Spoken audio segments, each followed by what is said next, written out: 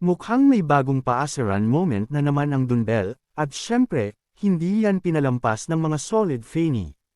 Ang love team ni Donnie Pangilinan at Bel Mariano ay kilala hindi lang sa kanilang on-screen chemistry kundi pati sa kanilang kulitan at asaran off-cam, at heto na nga, naganap na naman ang isa sa kanilang pinakakilig-worthy na harutan.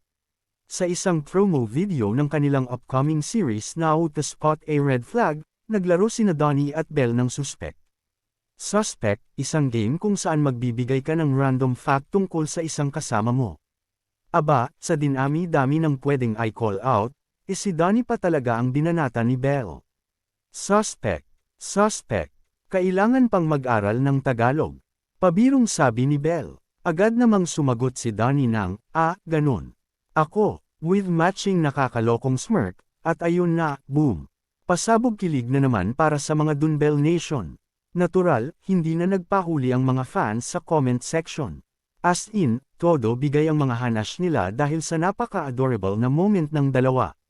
Cute! Mag-aral daw ng Tagalog nato, hihihi. Turuan ka daw ni Bel, alternasyon. Huwag niyo po kami idaan sa Suspect. Suspect. Naghahangad po kami ng Season 2, please lang. But si Donnie walang entry kay Bel. Ha. Hindi na rin bago sa Dunbel ang ganitong mga cute na moments na parang soft launch ng totoong relasyon nila, o baka naman hard launch na to.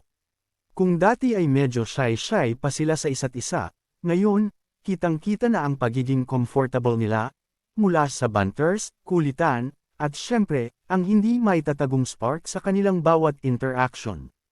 Kaya naman hindi na rin nakakapagtaka kung super hype na ang fan sa kanilang series na How to Spot a Red Flag.